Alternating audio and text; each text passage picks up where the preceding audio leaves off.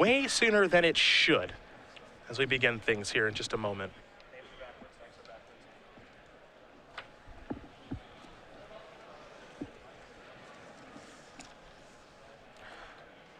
Tin Fins is this deck that kind of broke out in Vegas a little while ago.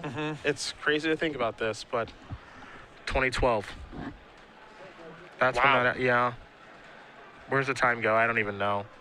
2012, I remember watching Jacob Corey play this deck in Vegas, and he's a big fan of this deck, and the players who play it are as well. And again, it is this really interesting archetype that's really, really explosive, but it is so fragile. I think that it's reasonable to think of it, you know, think of it this way. There's Storm, and then there's Charbelcher, which is kind of a more extreme Storm deck. Tin Fins, it might be helpful to think of as there's Reanimator, and then there's Tin Fins. It's a lot of the same package. It's a lot more vulnerable to a single Force of Will, but it is much faster. Here's an Entomb. Now, whenever you're playing elves, and you're Riley's dead. Yeah, whenever you're playing elves, Riley's dead, and you're playing against someone who's playing Entomb, first of all, you're thinking, okay, well, Elish Norn, I'm probably dead. But when they're getting a Gristlebrand, this means you're even more dead. Riley is doing the cross your fingers dance right now. I think he was saying, "Come get it." He's ready. He was motioning. Yeah. Okay, like The Rock would do. I've done this a lot in basketball games. This is a recipe to get dunked on. Sure. And I think we're about to see that analogy play out in Magic terms this turn. Well, here's a Gristlebrand activation, so Riley is certainly going to get something this turn. Benjamin going to draw 7 cards and pay 7 life. If you've never seen Tin Fins in action, it uses Gristlebrand as more of a Yawgmoth bargain than an actual 7/7 creature. Yeah, it's a completely different animal and just lethal the turn you play it. There's sometimes where you reanimate Gristlebrand in a traditional Reanimator deck. It gets hit with Swords of Plowshares, you draw 14 cards, you don't find the Force of Will, and the other deck can actually come back. That's one of the incentives of playing Tin Fins is once this happens, I mean, it's really hard to fizzle. And the likelihood of them coming back after you draw 14 or potentially 21 cards as Petrino still does get the opportunity to attack, it's very unlikely. As here's a Gataxian Probe. Benjamin's going to go down to 3 as Riley tosses his hand over and says, take a look at all my elves. Lands and creatures. All right, cool. Riley playing a more honest game of Legacy here. And it plays with effects like Shallow Grave because it wants to attack the same turn. It's all about speed. He's not really trying to reanimate or exhume these things like you see in Reanimator decks, because that presupposes that Benjamin wants to play a turn after he reanimates, which is not the case. Yeah, that would be silly to do that. Why bother? Here comes Santa Claus. Riley's going to go down a little bit lower to 13. Benjamin's going to go up to 10. And the only reason that Benjamin's life total does matter here is because that's another activation of Gristlebrand. So 7 more cards. The big card he's looking to find here is Children of Corliss, and he's found one. But keep in mind, he's also already played a land for the turn, and he needs to be on the hunt for a card like Lotus Petal. Yeah, I don't know if he has another way to kickstart the mana this turn. Now, Riley can't kill next turn. He might, oh my goodness. He might not actually have a Lotus Petal. No, I don't think he does. There's a hand there of Dark Rituals, Lion's Eye Diamond, which is a spell. But after drawing 21 cards in a turn, I actually don't think that Benjamin has a copy of Lotus Petal. And now, oh boy, this is a touch awkward to say the least. Now he's figuring out what cards he's supposed to keep. Yeah. I've never seen this deck fizzle when going off.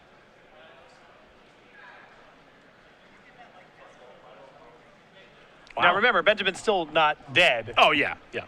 Even though he's at 3. Yeah. But this is an unlikely turn of events.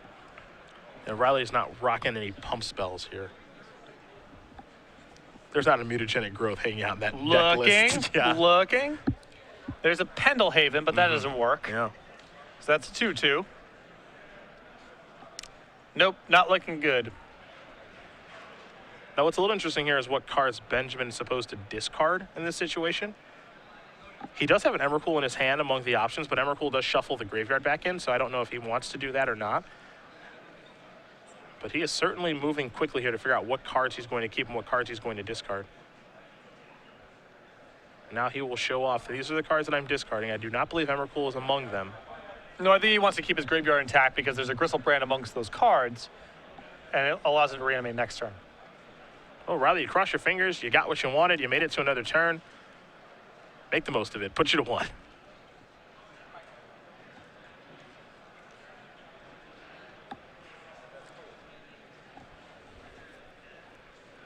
Curran going to follow up here with a copy of Birchlore Rangers. That's going to tap the Nettle Sentinel. Here's a Gaia's Cradle.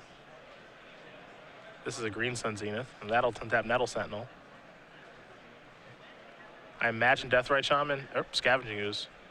Ooh, with the mana, I believe. Now, Birchlore Ranger, I believe, is you have to tap 2 elves. Yep, not two green creatures.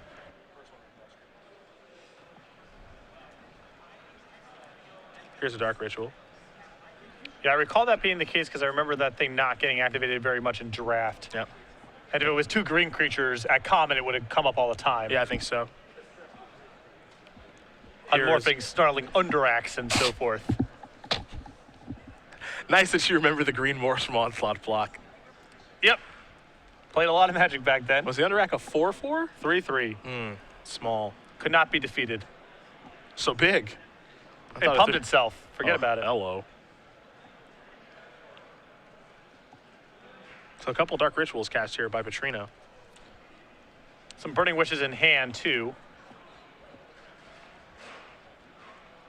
Though red mana may be an issue. I mean, he's got the Petal, so he can fire off at least 1 here. You can see he's had 2 Burning Wishes and Emrakul over there. But with the counting, you see this sometimes with Storm players and combo players where they confidently make their first moves, and then all of a sudden it's like, okay, wait, did I mess up? Did I do something wrong? He's got a lot of black mana floating, too. I mean, he's got the 2 Dark Rituals he's already cast. And one thing I like is I actually like Riley searching up Scavenging Ooze in this situation because he can't actually activate it, but the threat of it might make Bobby think a little bit more, or excuse me, Benjamin think a little bit more when he's not supposed to. I mean, it's the best thing he can do. Yeah. Nothing else really matters, and if somehow he gets the next turn and doesn't kill Benjamin as a consequence, then the Scavenging Ooze could be good. There's Burning Wish. And what's interesting about this is that we have a situation here where Petrino can't Burning Wish crack LED if he's looking to reanimate something, because if that's the plan, he cracks LED, discards his hand. Emrakul is one of the cards that he discards. Right, and then everything gets shuffled in. Yeah, so he has to search for an Exhume now. How did we get here? Now he's going to Exhume Gristlebrand.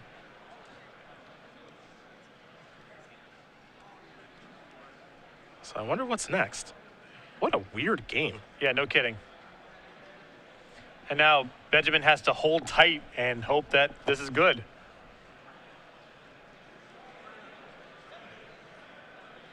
What's interesting about this is, had Riley just searched up Deathrite Shaman, he probably would have won this game, which is, I don't know if he was supposed to do that, but it's just very kind of obscure that would have maybe gotten the job done here. And now all he can do is just play a Drydarp and just pass the turn back. Yeah. Shallow Grave the draw. Here's a Cabal Therapy. Now he can Cabal Therapy himself on Emrakul with the trigger on the stack, Shallow Grave back to Emrakul. But there will be a response to this, as there is an active Scavenging Ooze in play. So Scavenging Ooze is going to eat that Emrakul. So what is oftentimes an easy way to go about winning the game is stopped very quickly there by Riley. So now all of a sudden Scavenging Ooze looks good again. And now we're in a spot where Riley could win this game with something as innocuous as like a natural order. Yes, very easily.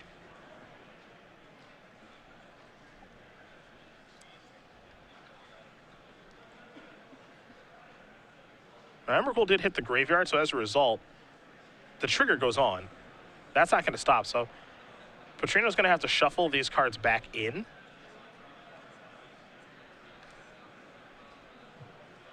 Which might be good or bad.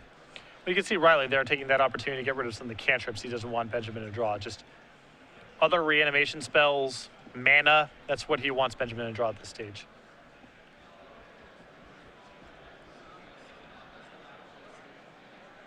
Now, Gristlebrand, of course, can't get into the red zone. It's a 2-turn clock. And he gains 7, and there's 7 points of damage in play on the way back. So if Riley has any way to pump, Benjamin dies. Actually, 8 8 in play. You're missing the Dryad Arbor that's hiding. Oh, excuse me. Amongst the trees, my Yes. friend. So maybe attacking isn't safe at all. Yeah, so what most likely Benjamin has to do is pass, untap, hit with Emrakul, and with all of his mana, hopefully find some way to do something big. Well, here's an attack with Gristlebrand. So 1 + 7 is 8. And perhaps what we're going to see here is Petrino make this attack and then activate Gristlebrand and hope for the best. His hand's forced now. I mean, he's dead on the way back. So. Yeah.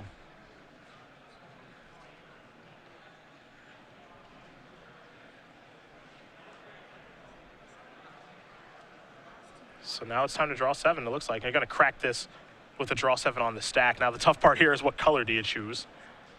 And we'll get confirmation of what color he's choosing with the LED here in just a moment. As here comes 7 cards. He's back down to 1.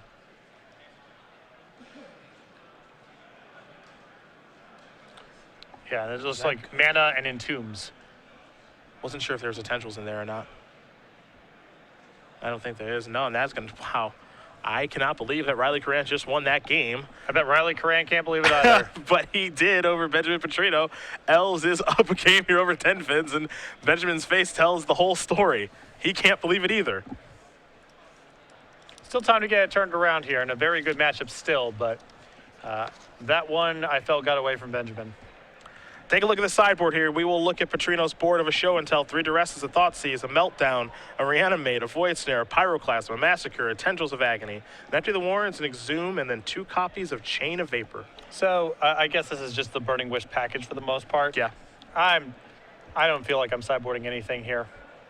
Nothing of interest? I think everything here, I guess the one card that I could see bringing in here is the Massacre, because I would never want to draw the Massacre. I would never wish for Massacre because I could just wish for Pyroclasm, but I wouldn't mind drawing a random Massacre at some point in the game. I can see that. You know, you're never going to Burning Wish for it. Yeah. But are you happy to draw it? This deck's got a boatload of mana. I can definitely hard cast a Massacre. That's probably the only thing I would do. What do I see on Riley's side? 4 copies of Cabal Therapy, 2 copies of Thoughtseize, 4 Abrupt Decay, a Sylvan Library, a Scavenging Ooze, a Null Rod, a Meekstone, Umazawa's Jete. Pretty straightforward here. I like the 2 discard spells and the 4 therapies and the 2 copies of Thoughtseize, and the additional copy of Scavenging Ooze to attack Benjamin's graveyard. Well, these players are going to shuffle up for game number 2. Going to be tough to top that first game, though, as that was an obscure one, but that's what makes Legacy great. We announced last weekend one of our big announcements that we've made so far in 2015. Grand Prix London going to be hosted by Star City Games. We're going to London. We're very excited. This is the first time Star City Games has ever hosted a tournament like this outside of the United States, August 14th through 16th. Later this year, it's going to be standard format. We're going to have more information about the event as we get a little bit closer, once we get past Grand Prix Miami and our Season 1 and Season 2 invitationals. But we are extremely excited about this event. You and I will be there along with the rest of the Star City Games staff, and it should be a lot of fun. It's going to be a heck of a tournament, August 14th through the 16th. I am looking forward to going overseas. I have to top my experience that I had there in 2005, which was a miserable one, mostly through the fault of my own. I 0-3'd my last draft to finish outside of the money. Oof. A 1-2 would have gotten it done. I think a 3-0 would have gravy trained me for like 2 years or something. It was a really rough 0-3. Did you have the pleasure of playing with or against Umazawa's Jite at that tournament? I did, in fact. I played against Steve Sadin, who did nothing in our. I knew that he had a Jite because of something something that got passed in one of the packs was a signal that he opened up Jite. We were sitting next to each other, and then his first play of our game was a turn 4 Ninja of the Deep Hours. Nice. And he very easily won that game with Jite on it the following turn. Correct. And I think the next game he also had Jite at some, like turn 6 or turn 7 after some anemic start, and it was still more than enough to kill me. I don't begrudge it, though. I had Jite in a sealed deck at a Grand Prix that ended up top 8ing, so I felt like I was on the winning side of the Jite proposition in that limited format. See, many have played limited over the course of the years, and there have been quite a few bombs over the years of Magic, but the bombiest of bomb, maybe of all time, might be Umazawa's Jite. I think it might be behind Pack Rat. I think Pack Rat might have been better. Okay, all right, give me the context of that format. Like, people lost with the Jite sometimes. Like, they had a Jite and 2 creatures. Their 2 creatures got killed, and they lost. Sure. That was the thing that happened. That really didn't happen very often with Pack Rat. I guess the other side of the argument is a turn 6 pack rat you can beat some percentage of the time, whereas a turn 6 Jite is still game over. Pretty tough, yeah. But a turn 6 pack rat was still really hard to beat. Yeah. I don't know. They're in the same conversation. I would agree. I would agree. Magic is the most fun game on earth, and this card makes the game not fun to play. Yeah. it's hard to get to that point. I'm trying to rack my brain for some of the bombiest bombs ever in Limited. You know, I'm even thinking of a card like Moloku, which was very good, but it doesn't even come close to those two cards. In its respective format, I think in modern day Magic it wouldn't be nearly as good because creatures have gotten better. It would still be awesome, but Phyrexian Processor was pretty much unbeatable in that format. And we're waiting for your tweets over there at SCG Live, hashtag SCGINDY, for the bombiest bomb in Limited history. I'm thinking. I mean, I played nearly every Limited format. I didn't play a lot of Mirage, and I didn't play a lot of Tempest Block, but everything else I've touched. I've played I've of course played a healthy amount too when I was playing competitively for 8 years, and my brain is just kind of stopped right now. I remember the GT experience. Audible groans always. Here's a Gataxian Probe. Couple of lands here on Curran's side of the table. A Bayou, a Forest, and a Verdant Catacombs, along with a Cabal Therapy, a Heritage Druid, and a Wirewood Symbiote. A fine mulligan, but this is still, you know, the type of hand where Riley can just get killed on the second turn. I know we saw that last game, but I think a really weird set of circumstances had to happen for Benjamin not to win that one. Matthew Tatar chimes in with Equilibrium. That's oh yeah. He said it was fun beatable. Yeah. Okay. Oh yeah, I forgot about that one. Here's Cabal Therapy. We'll see a brainstorming response. Benjamin gonna hide some cards, excuse me. Yep. I remember using that one in the blue-green Madness Mirror, but never for Limited. Whenever you successfully cast a creature spell, you may pay one. Okay. You lose the game. Okay. You may pay one to return target. Wow. Yeah. Oh yeah. This is before Mythics. Yes. So you should just open this. This is also before limited testing. Good old Equilibrium. Okay, then. Yeah, that's a fine choice. That card was in a core set, too. Oh, Opposition? Opposition's really high on the list. Very nice. Here is Cabal Therapy. We will get confirmation on what that is naming here. You see the hand with a Thoughtseize, an Entomb, a Gristlebrand, a Lion's Eye Diamond, a Lotus Petal. Yeah, Scalding Tarn makes you wonder what he hid. Yeah. The name was Dark Ritual. Yeah, Riley there, it's a weird situation because of the brainstorm. He can't name the absolute best cards that Benjamin can have because those would obviously be hidden by the brainstorm. So he has to go for a card that's good but not great. Dark Ritual qualifies. Sprout Swarm is a card that has been chimed in. Well, not even close. Not even close, Not right? even close. Like, that card was miserable to play against, but not even close to the level of these cards. Yeah, Sphinx of Draw Isle, not even close. Not in these cards leagues. I mean, Sprout Swarm, when you lost to it, was really frustrating. But in terms of raw power level, it is not in the classic cards we're talking about. How do we feel about Living Death? A fine choice. I think still a cut below some of the other cards, but at least it's a non-embarrassing answer. Sure. Sphinx of Draw Isle is not even close. Kindly leave. Right. That person's been playing Magic for 4 years or whatever. They just lost a draft to Sphinx of Draw Isle or whatever, and now they're mad about it. Just got Wind Scout because I just lost to 2 of those things. Really efficient. Benjamin gonna sacrifice Scalding Tarn and get himself a Badlands here. Yeah. Here's a Thoughtseize, so we'll take a look at Riley's hand. Heritage Druid was the new draw. Excuse me, Glimpse was the new draw, and that one's gonna quickly leave. Yeah, Benjamin's draw is a little bit on the slower side here, so if he takes away Riley's ability to kill quickly, he should be fine. A couple artifacts gonna come in, and a quick passing of the turn back to Curran. Curran draws the Nettle Sentinel. It's a bunch of mana. Some mentioning Masticore at home. In its format, yes, Masticore would be a fine choice. But that's another consequence of creatures. If you printed Masticore in a current set, it would be quite powerful, and possibly the best rare in the set, but not a historically powerful rare. Couple of spells there for Riley. Nettle, Sentinel, Wirewoods, and gotten just a passing of the turn back over to Petrino. Petrino will take a draw step. It's a Burning Wish. You see his hand, Dark Ritual, and Gristlebrand added to those. I would imagine that a Burning Wish in this spot has to represent a kill. Or at least the worst case scenario is an Exhumed Gristlebrand. Show and Tell is certainly an option too.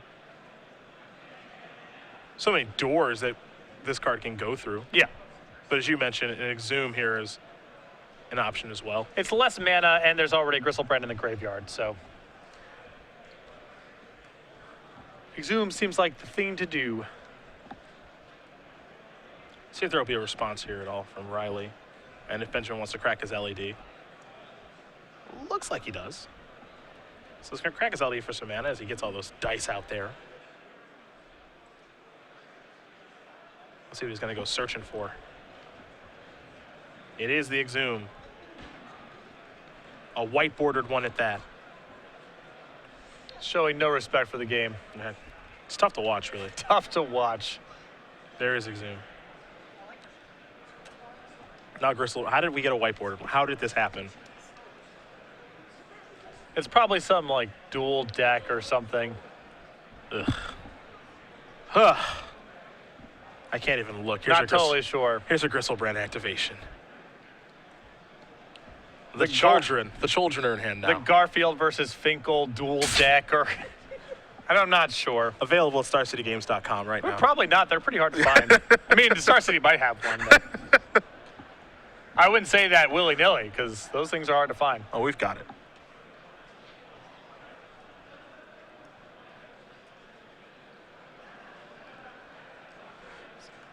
Penal's going to sacrifice for Children of Corliss.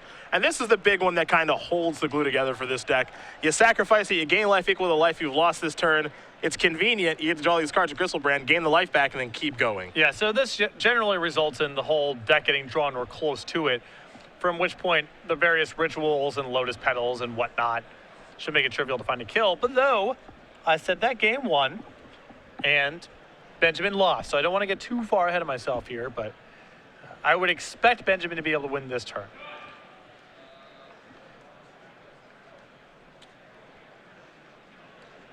I would be surprised if he's not able to get the job done this turn. I'll say that.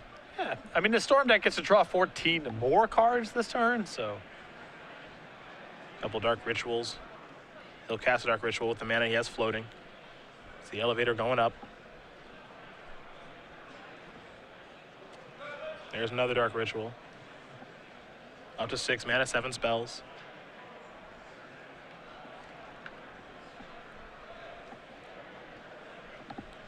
What else can he do?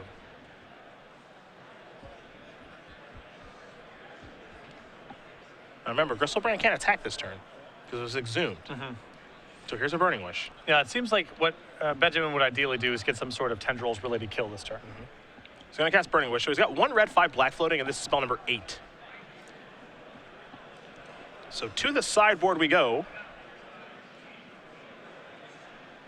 And there is Tendrils of Agony. And Riley's saying, you're going through the, I mean, Riley's not conceding. Yeah, I'm not going anywhere.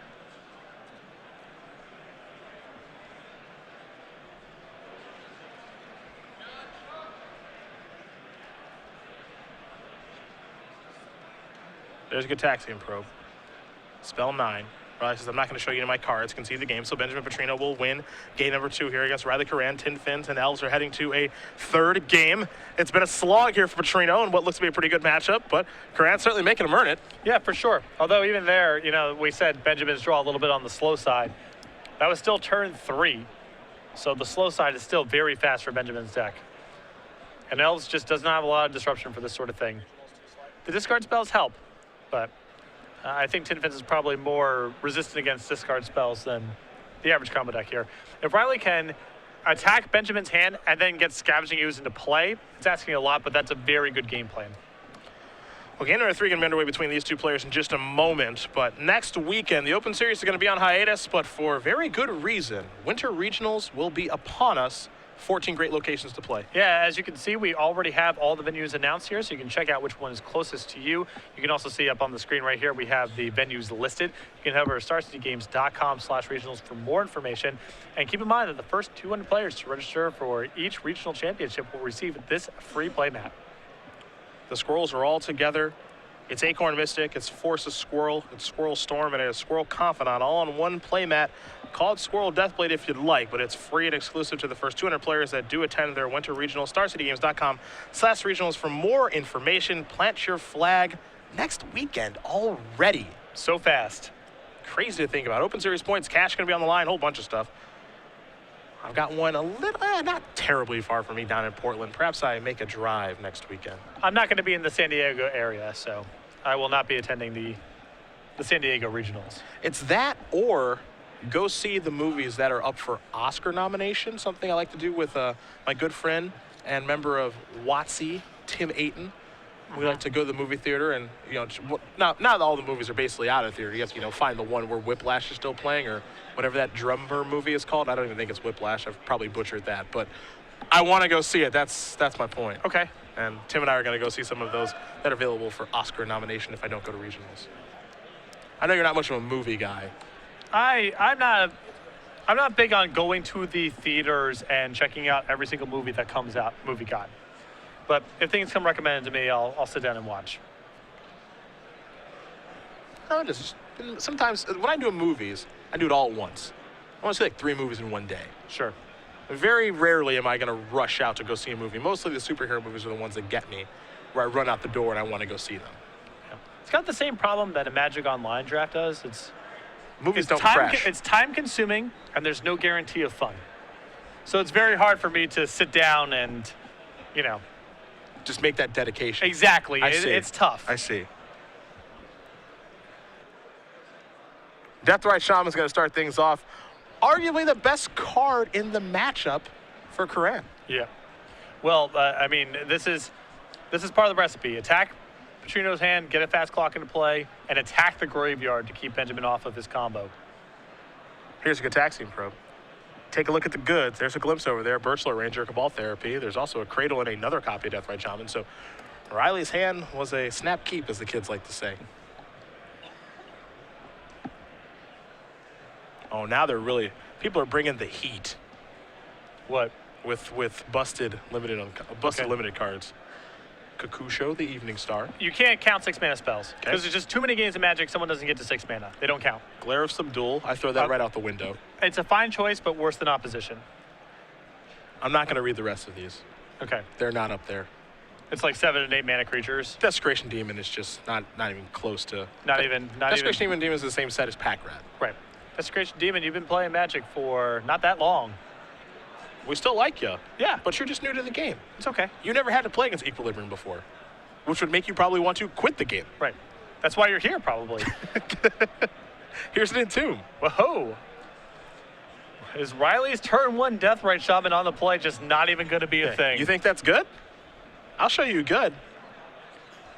And Benjamin's got the dice out, too. Not a good sign. You don't think this is the dice bluff? No. You don't have that read here? Oh, there's a Shallow Grave. Good read, Patrick. Not the dice bluff. Listen, I've been out of tournament Magic for a little while, but I can still sense it, And he's still got a Lotus Petal left over. He sure does. Which is really important. He needs something to be able to grease the wheels here on his Dark Rituals and what have you. Yeah. It's important to be able to cast Children of Corliss as well. To draw 21 cards. So this will be the first 7. Yeah. Now, the entire point of the Tin Fins decks, for those of you who've never seen it before, the goal of this deck was actually Ursul Brand banned in Legacy. And this deck put out some nice performances upon its arrival, but very quickly people learned that this deck is very fragile. This is another version of Belcher. Yeah. It's the Storm build of the Reanimator build of Belcher, excuse me. Though it can kill someone on turn 1, as that's what it looks like we're we're turn watching. 1 kill. Yeah. If there was a Force of Will in Riley's opening hand, the deck would be done for. Yep. Much like Belcher, a good percentage of his hands. But when you play in these kind of matchups, the deck is really hard to beat. A couple of Dark Rituals here. 8 spells so far. Here's a Burning Wish. Gonna go get a Tendrils. with enough mana to cast the Tendrils. And a combat step left. Yeah, sure, that was easy. And all you can do is grin and bear it. Benjamin Petrino is going to win this game and match over Riley Curran. 2-1. Tin Fins destroys Elves and moves on to 5-0. Turn 1 Deathrite on the play. Not even close to good enough. You thought that hand was good? It's about it's the best thing Riley can do. I don't know if it's good, but he's not doing much better. You got to snipe him with the Cabal Therapy, man. Yeah. I mean, even if there's a discard spell in his opening hand there, I think Riley's better served. Play the Deathrite Shaman. Hope that he doesn't have to kill, because there's no guarantee that a turn 1 Cabal Therapy also stops you from getting killed on turn 1.